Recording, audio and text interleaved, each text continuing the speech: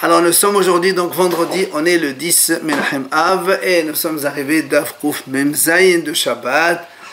Kouf Mem Zayin, nous sommes à la 11e ligne. Amar Rav Yitzhak bar Yosef, Amar Rabbi Yohanan. Il a dit donc Rabbi Yitzhak bar Yosef au nom de Rabbi Yohanan, Hayotzi betalit mekupelet, munachato ketifo b'Shabbat, hayav hatat. Si quelqu'un sort avec un talit, à l'époque talit c'est un habit, donc un vêtement, plié, posé sur son épaule, c'est-à-dire il n'est pas habillé avec, et bien sûr il est hayav hatat, il est en train de porter. La Braïta a dit aussi la même chose. Soharik et Soud, ceux qui font du commerce avec des vêtements, donc ils vendent des vêtements.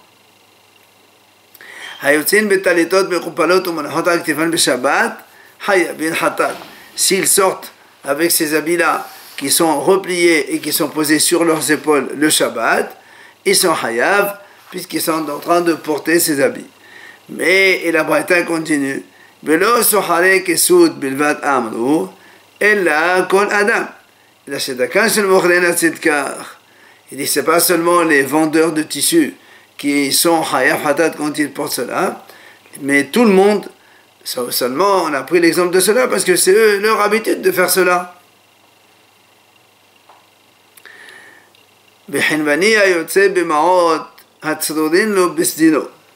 Et la Braïta continue à dire, même un commerçant, s'il sort avec de l'argent, tsrurin lo bisdino. À l'époque, ils avaient des vêtements avec une capuche derrière. Donc, s'il met de l'argent là-bas, il sort avec. Hayav hatat. Lui aussi, c'est pareil. Si Shabbat, il sort avec cela, il est en train de porter les pièces d'argent. Et pas seulement un commerçant. Et la kolada. Tout le monde aussi, c'est assourd. Pourquoi on a pris l'exemple du commerçant?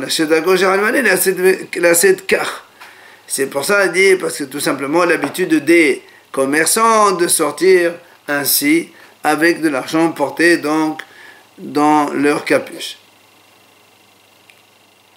La Gemara continue à dire les ratanin, c'est-à-dire ceux qui habitent dans un endroit qui s'appelle ratan. Eux, ils avaient l'habitude de sortir avec Soudarin Sharaktifan, une écharpe sur leurs épaules. Et l'Agma a dit, Velo Ratanin Bilvat Amru, et pas seulement les Ratanin. Ella Kol Adam, tout le monde aussi, on peut sortir Shabbat avec une écharpe sur les épaules, parce que c'est sa façon de porter. Tout le monde aussi, les moutards. Ella Shadashid Dalkan Shel Ratanin, la Sid Bechach. C'est tout simplement l'habitude des ratanines de sortir comme cela. Si tout le monde sort comme ça, c'est quoi la Hein? Tout le monde sort comme ça avec des écharpes. Oui. Non, à l'époque, c'était que cela. Ah, comme ça. Eh oui. Amar. Et pourtant là, elle est pliée aussi. Oui, mais c'est une écharpe, c'est sa façon de porter. C'est pas comme.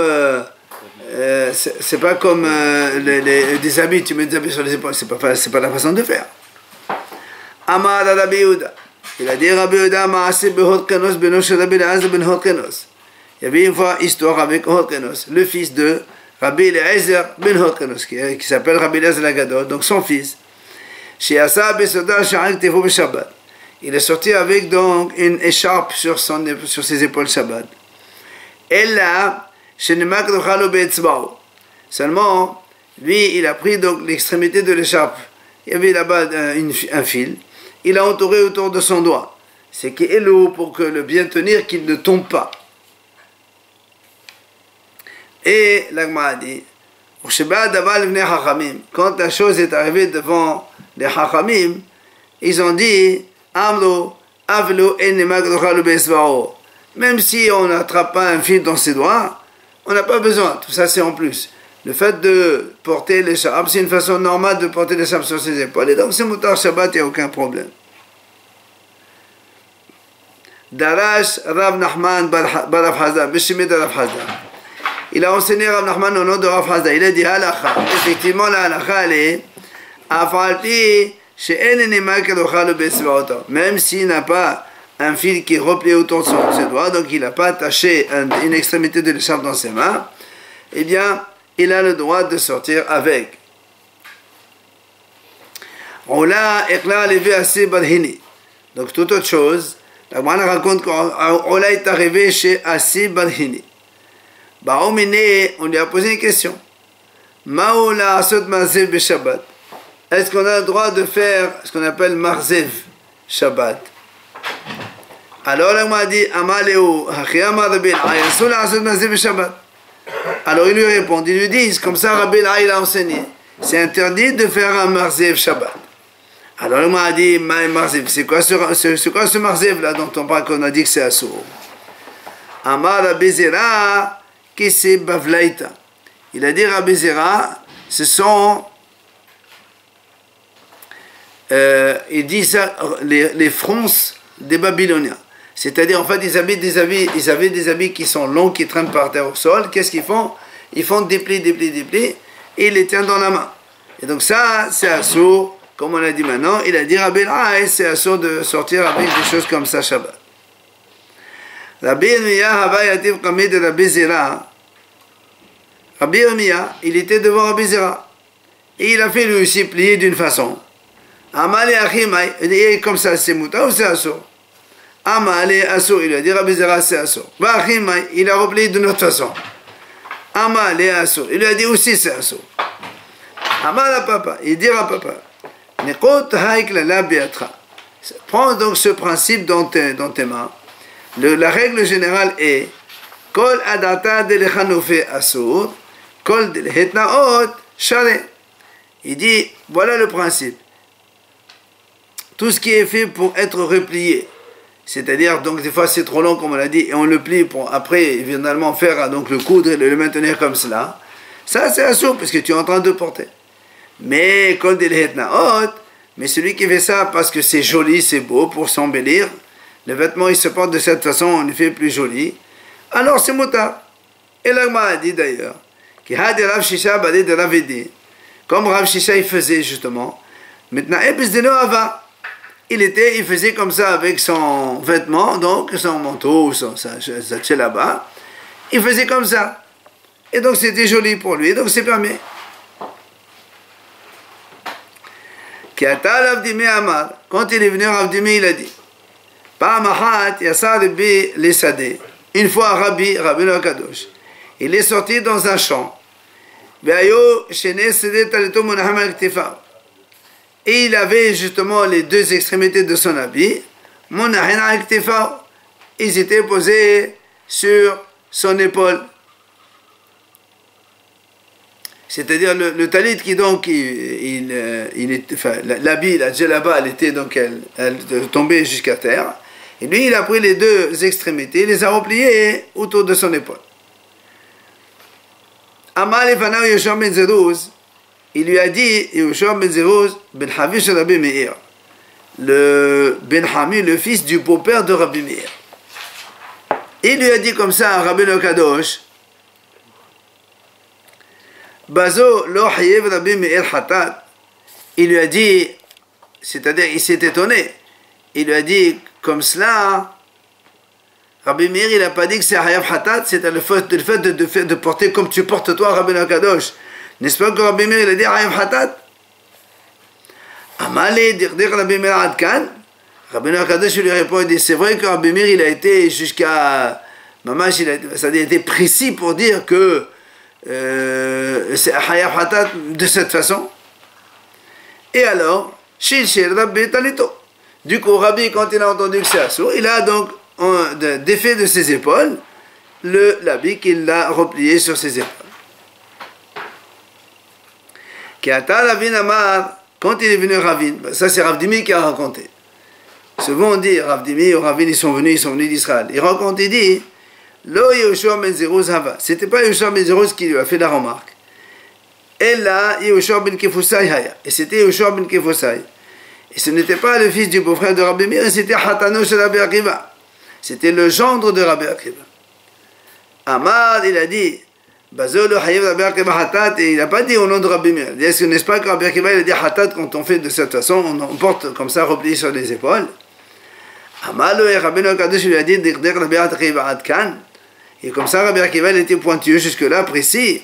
Et effectivement, chez Rabbi, Talito et Rabbi, il a enlevé, comme on a dit, donc, Talit de ses épaules. Qui ata Rav Shmuel bar Rabbi Yehuda. Amar, et quand il est venu Rav Shmuel, il a dit Nish'al itmar. C'est pas que l'histoire s'est passée que Rabbi il a fait ça et après on lui a dit que non. C'est tout simplement on lui a posé la question. Est-ce qu'on a le droit de faire comme ça ou non? Lui il pensait que c'était permis et on lui a dit au nom de Rabbi Meir ou selon la deuxième version de Rabbi Akiva comme quoi c'était assour. Matnitin nouvelle Mishnah. Hadochetz b'mei me'ara v'mei tveria. Si quelqu'un il s'est lavé avec les eaux d'une grotte dans une source, ou bien dans les eaux de Teveria, Venistapag, et après il s'est essuyé, même s'il s'est épongé avec 10 serviettes, il n'a pas le droit de les déplacer avec la main. Rappelez-vous, on a dit que quand on a une serviette qui est trempée, on n'a pas le droit de la déplacer parce qu'il y a un risque d'essorer. Alors le Mishnah a dit, même s'il a 10 serviettes, il n'a pas le droit de les déplacer de peur justement de essorer. Aval, mais la Mishnah dit, mais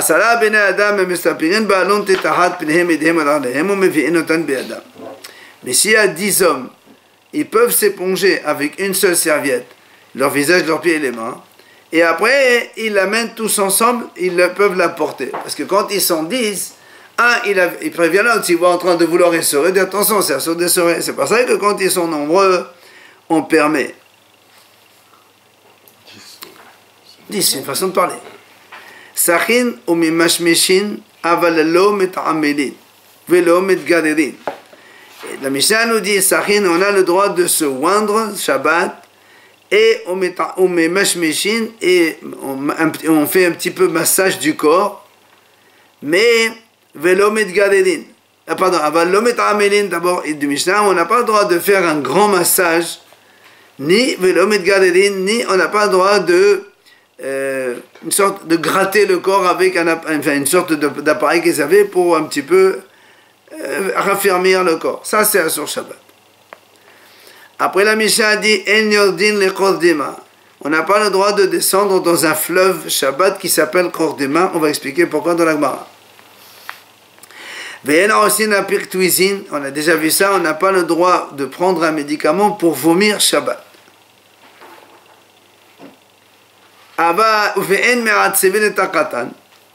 On a dit aussi dans la Mishnah, on n'a pas le droit de me'atzvin et takatan, ça veut dire quand le bébé est né, on essaie un petit peu de le bien attacher comme ça raffermit son corps, ses os. Et on n'a pas le droit de remettre une fracture, de réduire une fracture Shabbat. Si quelqu'un il a donc la jambe ou le bras qui sont déplacés, donc sont luxés, il n'a pas le droit de les frotter avec de l'eau froide, parce que ça les remplace. Tout ça c'est à cause donc de soigner Shabbat. Mais il peut se laver avec de l'eau froide, et si grâce à cela il se guérit, et bien tant mieux. On sait que dans les soins Shabbat il y a plusieurs catégories différentes, donc la halakha, il faut l'apprendre pour connaître ce qu'on a le droit de faire Shabbat ou pas. Gemara. La Gemara revient sur la première idée quand on a dit on a le droit de se laver. Enfin, on a dit celui qui se lave dans les eaux de grotte ou teviriat, qui sont des sources chaudes. Alors la Gemara dit quand on a donné l'exemple des eaux d'une grotte ou d'une source, on a dit c'est la même que les eaux de teviriat. Ça veut dire de la même chose que les eaux de Tevriat sont chaudes, et même les eaux de la source sont chaudes. Et donc, la Mishnah, la Gemara dit, de là on déduit la chose suivante. On a dit là-bas, Hadochet, c'est-à-dire celui qui s'est lavé. Parce que normalement, on sait tous qu'on n'a pas le droit de se laver avec de l'eau chaude Shabbat. C'est pour ça qu'on a dit celui qui s'est lavé, dit Avad, ça c'est a posteriori, celui qui s'est lavé. Alors après on a dit, voilà la halakha comme quoi il n'a pas le droit de déplacer la serviette quand elle est trempée. Mais a priori, donc on n'a pas le droit de se laver avec de l'eau chaude de Shabbat, de se doucher. Mais si maintenant quelqu'un il veut se verser de l'eau chaude sur lui, sans se laver, alors donc on déduit de là que c'est permis. Mané, qui est l'auteur de cela?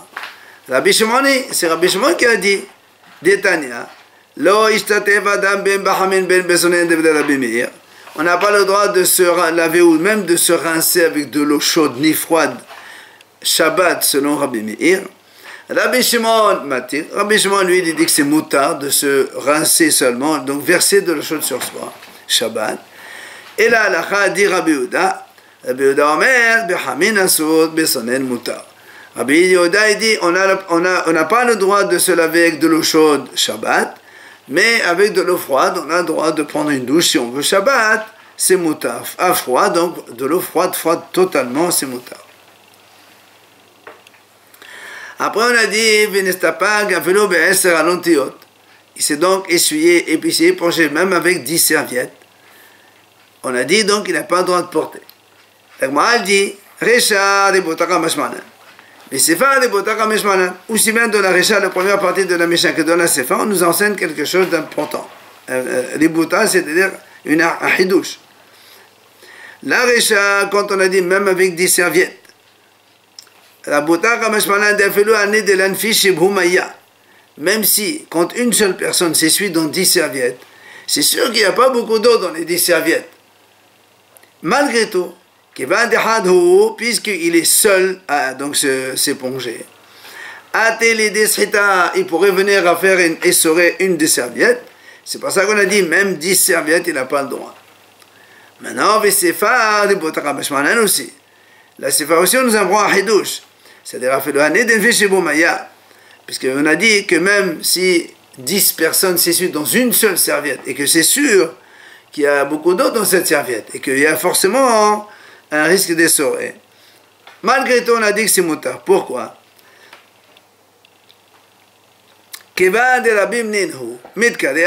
Comme ils sont nombreux, alors évidemment, l'un va avertir l'autre et de lui dire, bien sûr, c'est assourd d'essorer. C'est pour ça qu'on a dit, même une seule serviette avec 10 qui se sont essuyés dedans, ils ont le droit de la déplacer. Il n'y a pas de risque qu'ils essorent, parce qu'un va rappeler à l'autre.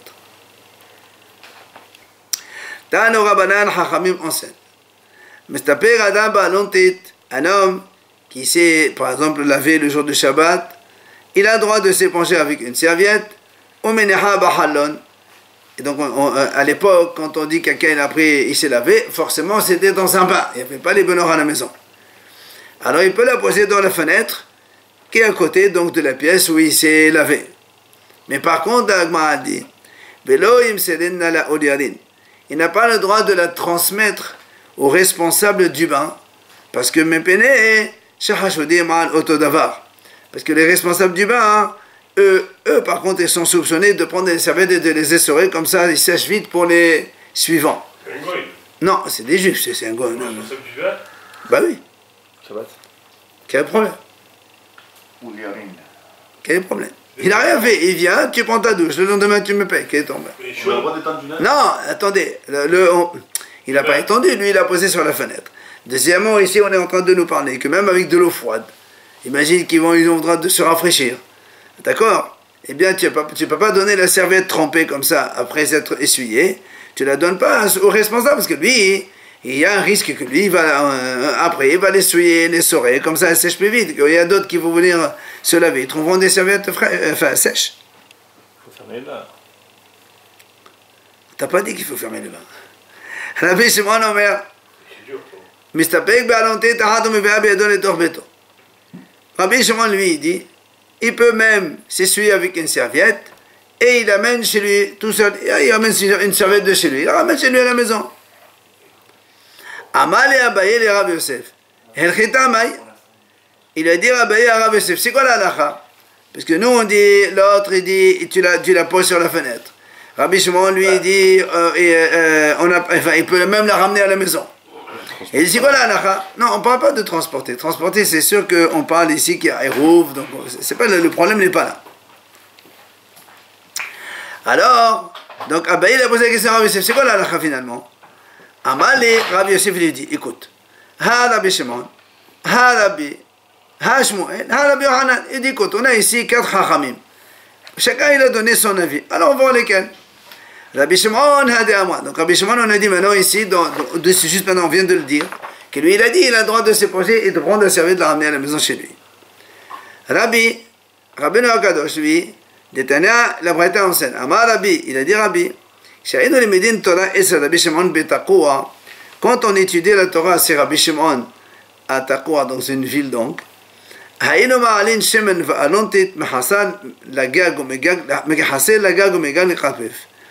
On transportait, donc on amenait avec nous de l'huile et aussi donc des serviettes d'un toit vers d'une cour vers le toit et d'un toit vers un clos. Parce que lui, Rabbi Shimon, il dit quand on transporte des chouillottes les uns les autres, comme ça des carmélites l'un l'autre, on a le droit. Et on est arrivé jusqu'à une source. Et on se lavait dans cette source-là. Et donc, lui, il n'a pas dit comme quoi Rabbi, il a interdit quoi que ce soit Rabbi Shimon. Et donc, ça veut dire qu'il leur a amené leur serviette à la maison. Donc, ça, c'est le deuxième avis qui dit que c'est moutard. Pourquoi tu l'avais Shabbat? Je sais pas, il faisait chaud. Shmuel, qu'est-ce qu'il a dit Shmuel? Donc Rabbi, il pense comme Rabbi Shmuel? Absolument. Shmuel, Shmuel aussi, il dit un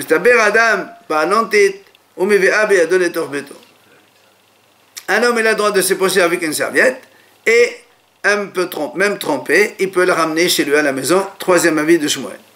Le quatrième, Rabbi Yohanan. Il a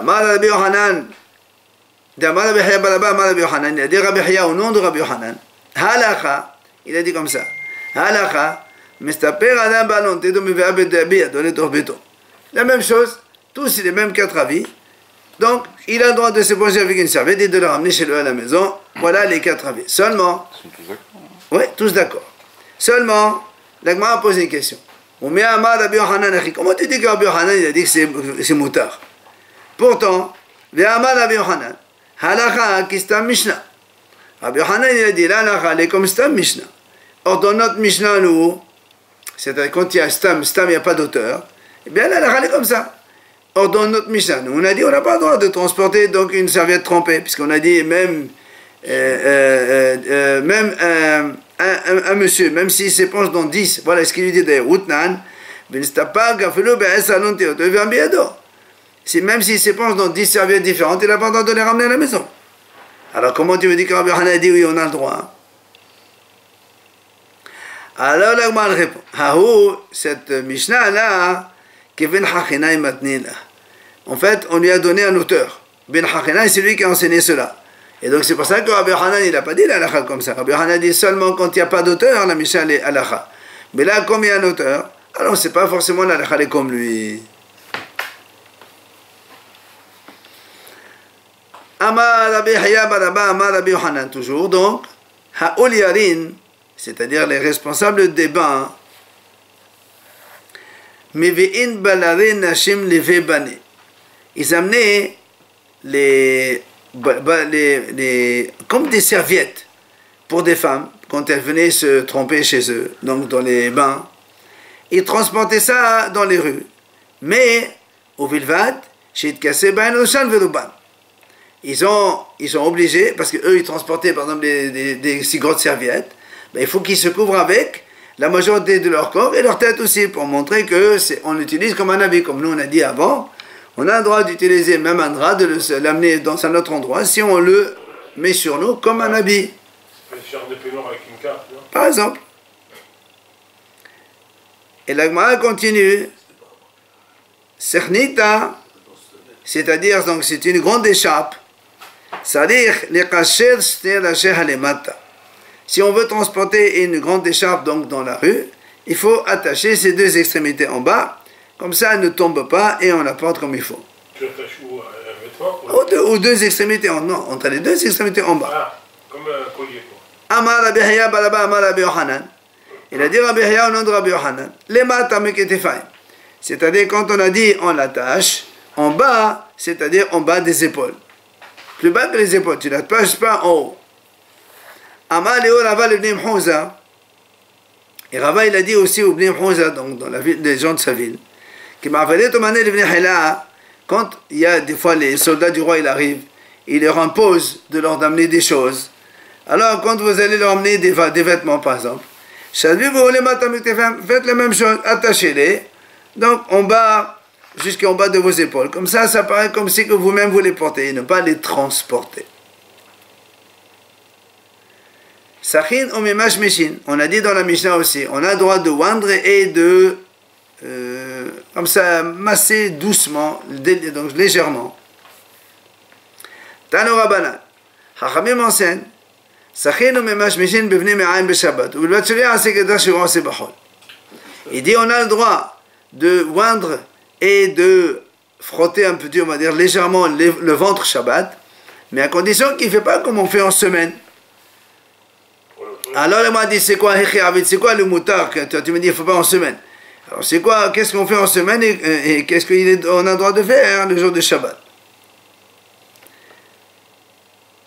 Alors il m'a dit comme ça. Rabbi Hama bar Hanina amar sach ve'ahakar memashmesh. Rabbi Hama il dit comme ça. En semaine, normalement, on met l'huile et en même temps, on frotte. Mais là, on ne fait pas comme ça Shabbat, on change. D'abord, tu mets l'huile, et après... C'est quoi la différence?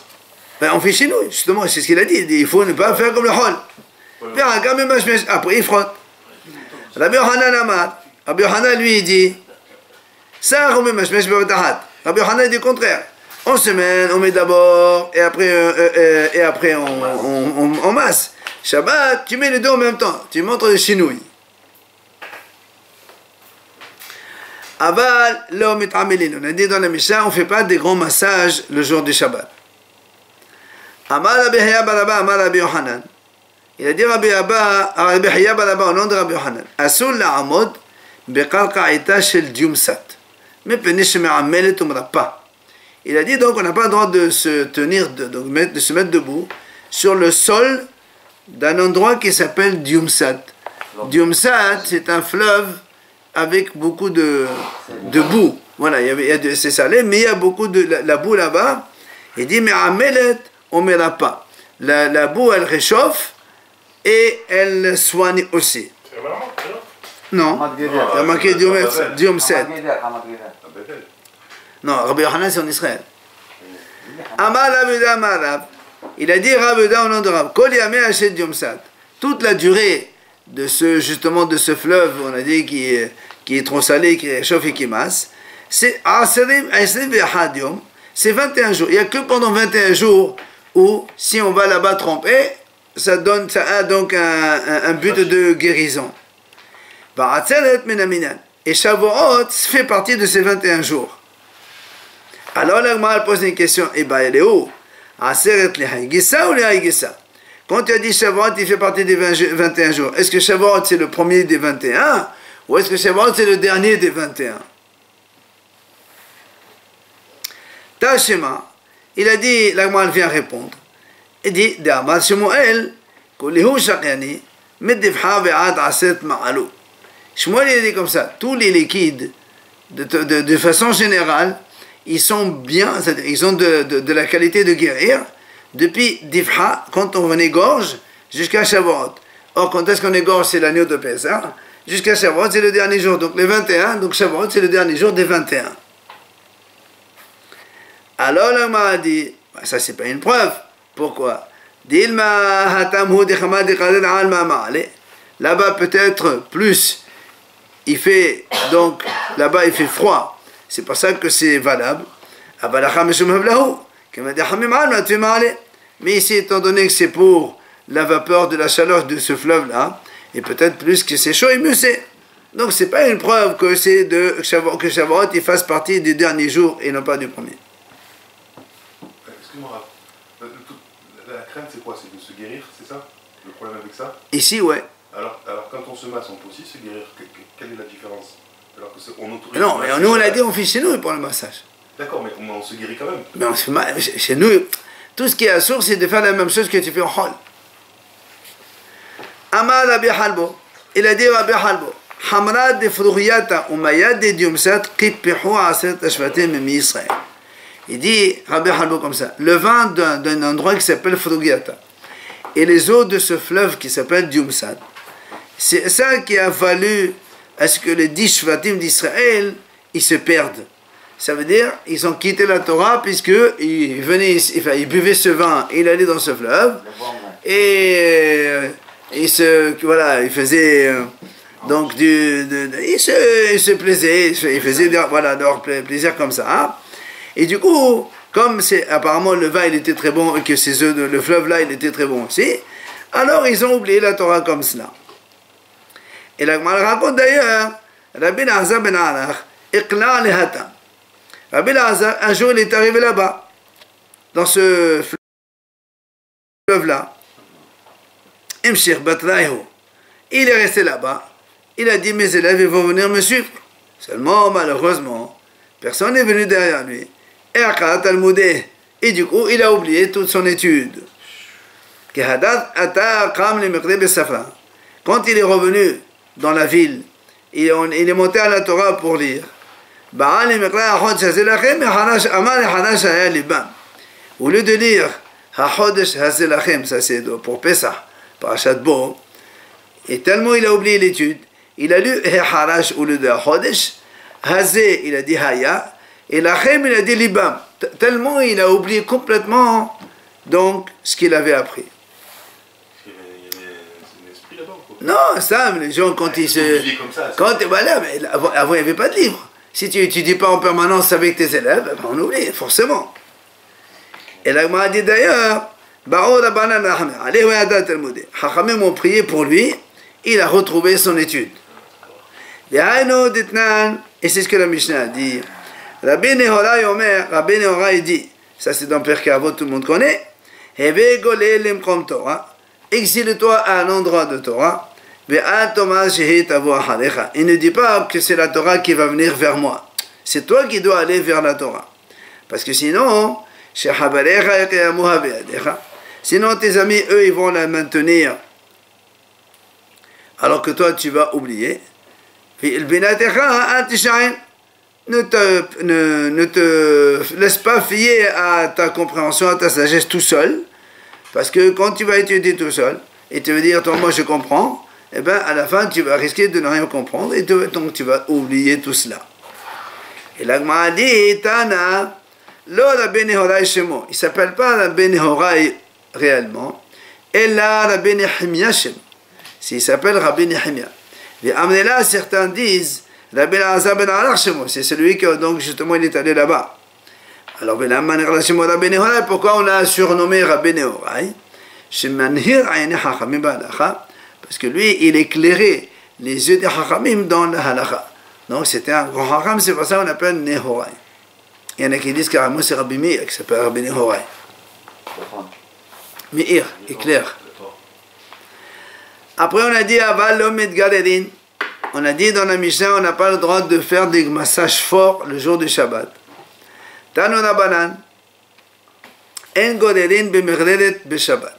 On n'a pas le droit donc de se faire masser avec, il y avait à l'époque une sorte de frotteur comme ça. On le passait sur la chair pour se masser. Et ça, c'est assourd. Rabban Shimon Gamliel Omer, Im ayu l'arlam l'ochlachot betetu besora, godel kedako ben ochoshesh. Il a dit, si maintenant quelqu'un, il avait les pieds qui se sont salis avec de la boue ou bien des saletés, il a le droit de les gratter comme d'habitude, donc pour enlever la saleté, l'argile et tout ça. Rav Shmuel Bar Yehuda, lui Rav Shmuel, Astale avdal emme, merata de chaspa. Sa mère elle lui a fait carrément un frotteur spécial de Shabbat qui est en argent. Comme ça, il peut se frotter avec Shabbat quand il a besoin. Pour enlever la boue. Pour la Pour Shabbat. Que pour Shabbat. Bah oui, c'est ça le chinouille. On a peur de Marie-Taïf? Non. Quand tu es rentré chez la maison. Quand il y a une façon permise, il n'y a plus de malétaï. Après, on a dit En yordin de Kodima. On a dit on n'a pas le droit d'aller se laver dans un fleuve qui s'appelle Kodima. On m'a dit Maïtama, quelle est la raison? Meshon Pika. En fait, il y a le fleuve, il a le sol, il est très glissant. Et donc, si on marche là-bas, c'est sûr qu'on va glisser. Donc, après, on va se tromper tous les habits. Il va les tremper ses habits. Après, évidemment, il va les saurer, tout ça et tout ça. On a dit dans la Mishnah, on n'a pas le droit de prendre des médicaments pour se faire vomir. Amar Rabba Bal Barhana, Amar Rabbi Yohanan. Il a dit donc au nom de Rabbi Yohanan. Lo Shanu, quand est-ce qu'on a dit que c'est assourd? Et la Bessam, c'est quand il prend un médicament et ça le fait vomir. Aval Bayat Mouta. Mais si c'est avec la main, quelqu'un rentre le doigt et il se fait vomir, ça c'est Moutar Shabbat, c'est pas un problème. Tania Rabbi Nehemiah Omer.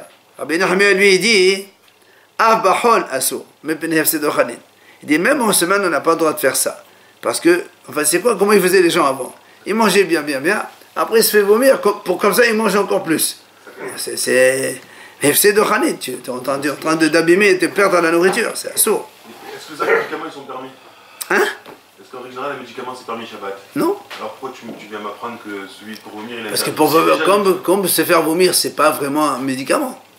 Celui qui met des laxatifs. Alors vous avez dit un médicament dans la Mishnah. Oui, mais quand on se fait vomir, c'est pas un médicament, se faire vomir. Un médicament c'est pour se soigner, pas pour faire sortir de la nourriture. Et tu dis malgré tout avec des comprimés, c'est assourd.